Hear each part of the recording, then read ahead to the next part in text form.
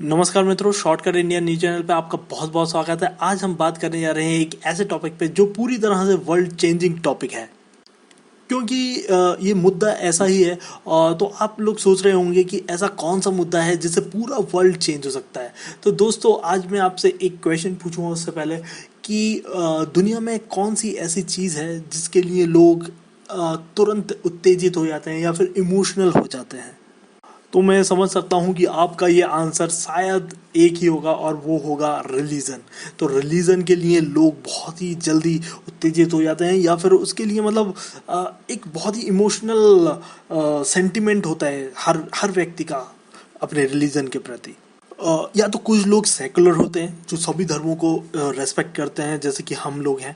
और कुछ लोग होते हैं जैसे कि एक पर्टिकुलर रिलीजन को अच्छा नहीं मानते या फिर किसी पर्टिकुलर रिलीजन से नफरत करते हैं। समटाइम्स होता है ऐसा, हर कोई नहीं करता, लेकिन कुछ कुछ रिलीजन ऐसा मतलब रिलीजन नहीं, एक्चुअल में कुछ लोगों के अंदर भावना चली जाती है इस तरीके की, जिससे क्या होता है कि टकराव होता है उन दो शक्तियों में या उन दो रिलीजन में। और ऐसा ही हमने देखा है हमेशा से मिडिल ईस्ट कंट्रीज और जो हमारा इजराइल है, जो भी मिडिल ईस्ट में ही है, तो उनके बीच में काफ़ी टकराव होता रहा है सदियों से।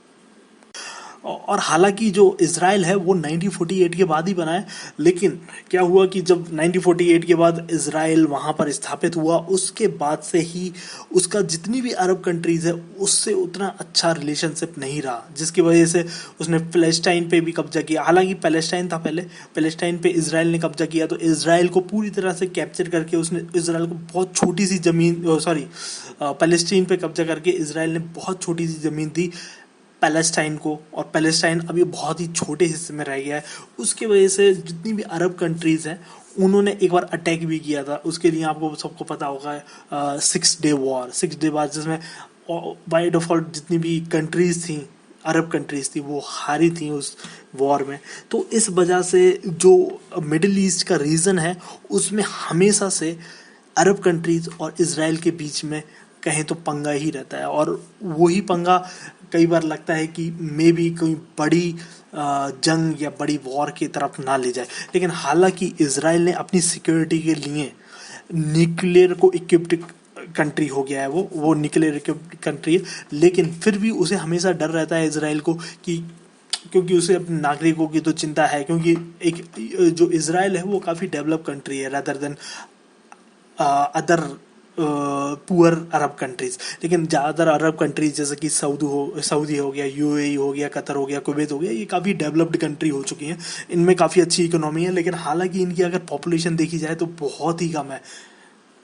जैसे आप उदाहरण के लिए लीजिए, यूएई की जो पॉपुलेशन है लगभग 90 लाख है, सऊदी अरेबिया की 3 करोड़ है, और अगर अपन कहें कतर की 30 लाख है, बहरीन की 15-16 लाख है, कुवैत की 40 लाख है। तो करीबन करीब अगर इन सभी ये बड़ी जो रिचेस्ट अरब कंट्रीज़ हैं उनको इंक्लूड भी कर दिया जाए तो वो almost almost around 5 to 6 crore population होता है उनका। ठीक है, तो इन पॉपुलेशन की कंट्रीज़ एक्चुअली में जो मुस्लिम वर्ल्ड है वो इन्हीं के ऊपर डिपेंड रहता है। हमेशा से मैंने देखा है कि जब भी अपन बात करते हैं तो यूएई या सऊदी अरेबिया का ही नाम आता है। और सऊदी अरेबिया और यूएई जो है बहुत ही छोटी पॉपुलेशन के लिहाज से बहुत ही छोटी कंट्रीज़ हैं। सऊदी अरेबिया के अंदर सिर्फ 3 करोड़ लोग रहते हैं, सिर्फ 3 करोड़ लोग। और उसमें एक और इंटरेस्टिंग फैक्ट मैं आपको बताता हूँ, सऊदी अरेबिया के अंदर 30% लोग इंडियन रहते हैं। ठीक है, तो ये एक बहुत ही इंटरेस्टिंग फैक्ट जो मैं आपको बताना था। और यूएई भी है, उसमें भी काफ़ी कुछ 20+% लोग इंडियन ही हैं, जो कि यूएई की पॉपुलेशन है सिर्फ 90 लाख, यानी कि करीबन करीबन 1 करोड़ की पॉपुलेशन है। तो उसमें भी इंडियंस बहुत हैं। तो अपन कह सकते हैं कि जो सऊदी अरेबिया या जितनी भी अरेबियन कंट्रीज़ हैं वो भी एक साथ नहीं रहीं, उनमें भी काफ़ी डिवीज़न हो गया, उनकी भी काफ़ी सारी ये किंगडम्स बन गए, UAE, United Arab of emirate, Saudi Arabia, Qatar. तो इस तरीके से इन्होंने आपस में ही ये बढ़ गए पहले तो। ठीक है, तो उसके बाद जो इज़राइल है उनके साथ भी उनका पंगा है। तो ये हमेशा से जो अगर अपन बात करें, वर्ल्ड के अंदर कितने सारे रिलीजन हैं। वर्ल्ड के अंदर ईसाइयत है, ईसाई धर्म है, उसके बाद आता है मुस्लिम धर्म, उसके बाद अपन हिंदू धर्म आता है, उसके बाद अपन कहें तो बौद्ध धर्म भी आता है, और फिर अपन कह सकते हैं ज्यूइश धर्म आता है। लेकिन जो पावर स्ट्रगल है वर्ल्ड के अंदर, अगर अपन बात करें कि पावर स्ट्रगल किन रिलीजन के बीच में है, तो आपका सबसे पहला आंसर होगा ईसाई और मुस्लिम। ईसाई और मुस्लिम ये है, ठीक है। हिंदू धर्म अपना तो अपन इंडिया बना के अपने आराम से रह रहे हैं, कोई अपना डिवीज़न है ही नहीं है कि अपन किसी की दूसरी की कंट्री में जा रहे हैं या दूसरा अपन कंट्री में आ रहा है, तो अपन का तो ऑलरेडी अपना इंडिया है, सिंपल सा लॉजिक। लेकिन जितना भी मुस्लिम वर्ल्ड है वो काफ़ी सारा डिस्ट्रीब्यूटेड है, और ऐसे ही जो ईसाई वर्ल्ड है वो भी काफ़ी सारा डिस्ट्रीब्यूटेड है। उसमें अपन अगर बात करें कि जो ईसाई धर्म है वो कहाँ कहाँ पाया जाता है, पूरे अमेरिकन कॉन्टिनेंट में ईसाई धर्म की बसाहट है पूरी तरह से। अपन कह सकते हैं कनाडा, अमेरिका, मैक्सिको, ये सारे, ब्राज़ील वगैरह जितनी भी कंट्रीज़ हैं वो सारी ईसाई कंट्रीज़ हैं। यूरोप कंट्रीज़ में जितनी भी, फ्रांस, स्पेन वगैरह जितनी भी कंट्रीज़ हैं, यूरोप में भी काफ़ी बड़ा प्रभुत्व है। और अगर कहें तो जो अपना रशिया है वो भी पूरी तरीके से ऑलमोस्ट ईसाई धर्म को ही मानता है।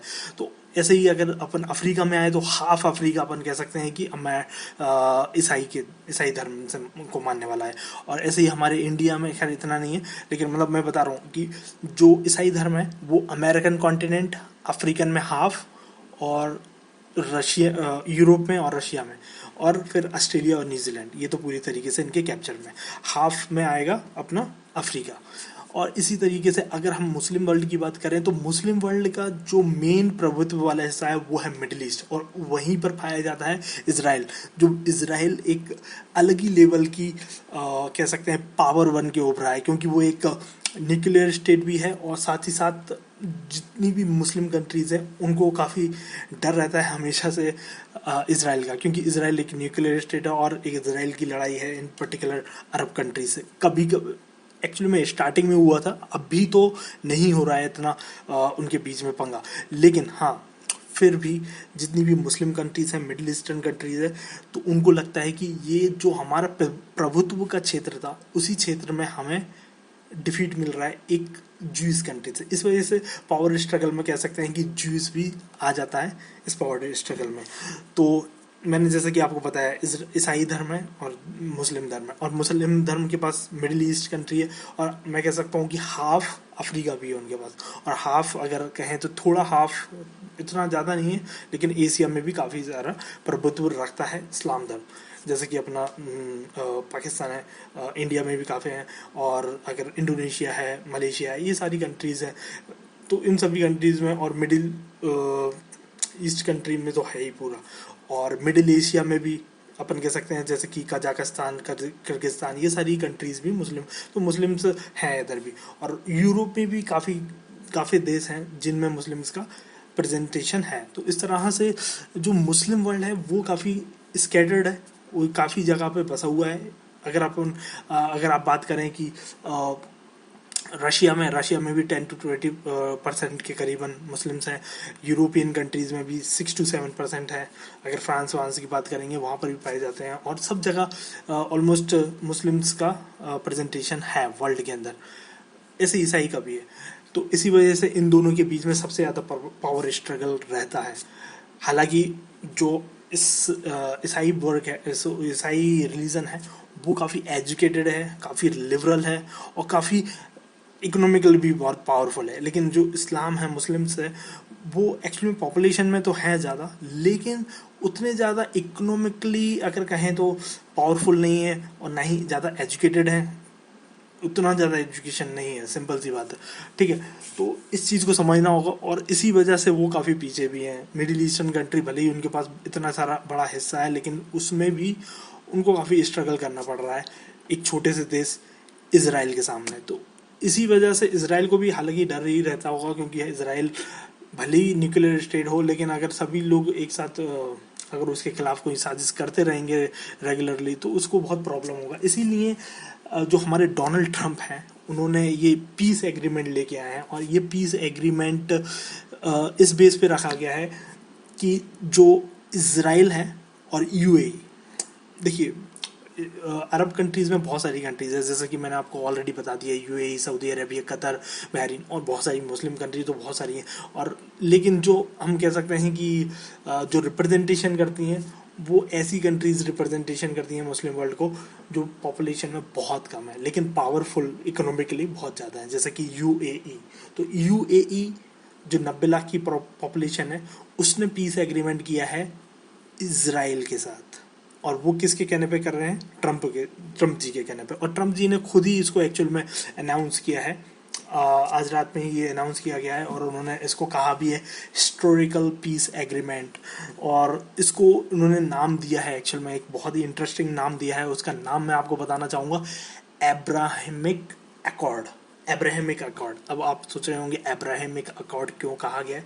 क्योंकि देखिए ये जो एग्रीमेंट है वो अनाउंस किया गया है एक ईसाई के द्वारा, कह सकते हैं। मैं मतलब जस्ट बताना चाह रहा हूँ। तो ईसाई जो है वो एग्रीमेंट करा रहे हैं एक मुस्लिम वर्ल्ड की, एक ज्यूस वर्ल्ड से।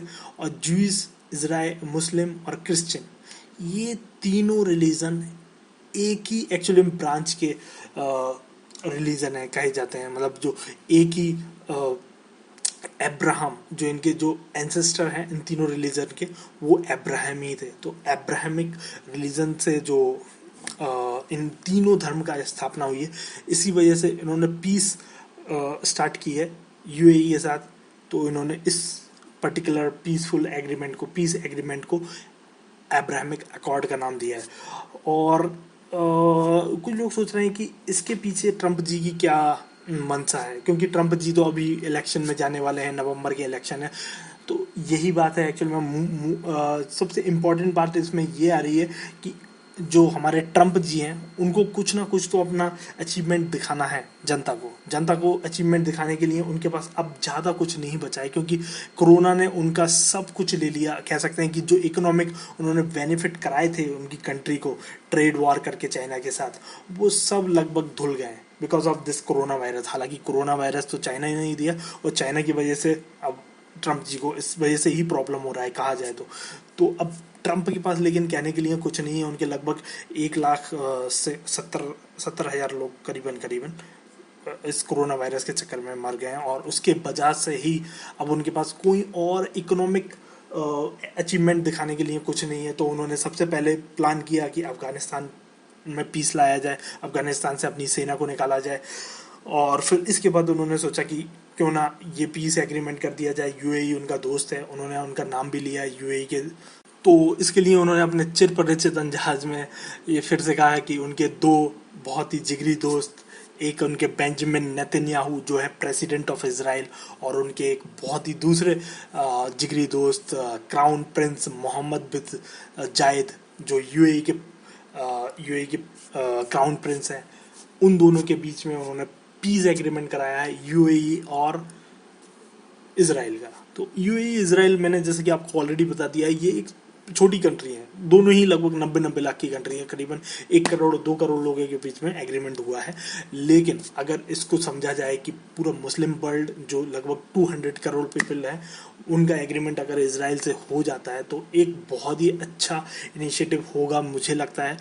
क्योंकि अगर ये पीस आ जाती है तो बहुत ही अच्छी बात है, क्योंकि सभी को पता है कि इजराइल जो है वो काफ़ी कुछ प्रभुत्व रखता है अमेरिका पे और पूरे वर्ल्ड पे भी, मैं कह सकता हूँ। क्योंकि आपको अगर पता होना चाहिए कि जितनी भी मूवीज़ की इंडस्ट्रीज़ हैं और जितना भी मतलब मीडिया इंडस्ट्री है, जितनी भी मीडिया इंडस्ट्री है वो ओन किया जाता है इजराइल के द्वारा। तो इजराइल जब भी अगर किसी के खिलाफ होता है तो उसको पूरी तरह से वो पूरे वर्ल्ड में नेगेटिव कर देता है। और सेम अगर कहें तो अगर इस्लाम के साथ भी ऐसे ही होता रहा है और होता रहेगा अगर वो इस तरह से पीस नहीं लाते हैं पर्टिकुलर इजराइल के साथ। और हाँ, इसके साथ एक और चीज़ जुड़ी है कि क्या इसमें कोई पर्सनल बेनिफिट है अपने ट्रम्प जी का, कि ट्रम्प जी आके यूएई और इजराइल के बीच में पीस एग्रीमेंट करा रहे हैं। हाँ, इसके बीच में एक पर्सनल टच भी दिख रहा है। क्योंकि पर्सनल टच इसलिए दिख रहा है क्योंकि जो हमारे ट्रम्प जी हैं उनकी जो लड़की हैं इवांका ट्रम्प, उनके जो हस्बैंड हैं जैरेड कुशनेर जो कि जूस है एक्चुअली में जूस हैं और वो भी पीछे खड़े थे जब ट्रम्प जी इस एग्रीमेंट के बारे में बात कर रहे थे, तब वो उनके पीछे ही खड़े थे और उन्होंने एक्चुअली में उनके बीच में वक्तव्य भी बोला उसके बीच में। तो कह सकते हैं कि ये पर्सनल टॉपिक भी है, क्योंकि मैं आपको बताना चाहता हूँ, मैंने अभी आपको पहले ही स्टार्ट करते ही बोला था कि जो रिलीजन होता है वो सबसे ज़्यादा पर्सनल टच होता है। इवन इंसान कितना भी अमीर हो जाए, कितना भी गरीब हो, लेकिन वो अपने रिलीजन को चाहता है कि उसका वो रिलीजन शांति से रहे, उसको कोई परेशानी ना हो। तो इवांका के जो यानी कि डोनाल्ड ट्रंप के जो कह सकते हैं क्या बोलते हैं दामाद, हाँ डोनाल्ड ट्रंप के दामाद हैं वो जेरेड कुल्शनर, वो भी खड़े थे और उन्होंने इन सारी बातों को एक साथ कहा।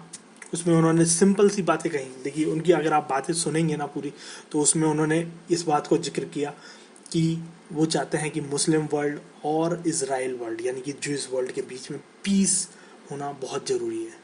ये ज़रूरी है क्योंकि इज़राइल के लोगों को भी डर रहेगा कि अगर ये अरब कंट्रीज़ का भी अटैक कर दें इनके ऊपर तो पूरी तरीके से नुकसान ही है, ठीक है, इज़राइल का, हालांकि वो न्यूक्लियर पावर है। दूसरी बात ये आती है कि उन्होंने इस बात को भी यहाँ पर बताया है कि जितना भी हमारा ऑयल की डिपेंडेंसी थी इस मिडिल ईस्टर्न कंट्रीज़ के ऊपर, मिडिल ईस्टर्न कंट्रीज़ यानी कि सऊदी अरेबिया, यूएई, कतर, जितनी भी ये मिडिल ईस्टर्न कंट्रीज़ हैं जिनके पास ऑयल के भंडार हैं, उनके ऊपर से डिपेंडेंसी पूरी तरह से हमारी ख़त्म हो गई है, क्योंकि अब अमेरिका खुद से अपना ऑयल निकालना शुरू कर दिया है। तो इस वजह से भी उन्हें वहाँ से बाहर निकलना है, तो वहाँ पर पीस तो रखना ही पड़ेगा, क्योंकि जब तक अमेरिका था वहाँ पर तब तक इसराइल को भी थोड़ा सा डर कम था क्योंकि अमेरिका वहाँ पर रहता था। लेकिन अब अमेरिका भी वहाँ से बाहर निकलना चाह रहा है, अभी अफ़गानिस्तान से भी बाहर निकलेगा। तो अगर अब अफ़गानिस्तान में कोई ग्रुप खड़ा हो जाता है तो उससे फिर किसको परेशानी होगी? ज़्यादातर परेशानी का कारण मेनली हो सकता है कि इजराइली हो, क्योंकि इसराइल काफ़ी पास है इन सभी मिडिल ईस्टर्न कंट्रीज़ के पास। तो इसराइल भी चाहता है कि वो भी शांति से रहे और बाकी कंट्रीज़ भी शांति से रहे, और ऑयल की अब डिपेंडेंसी तो अमेरिका के लिए रही नहीं है।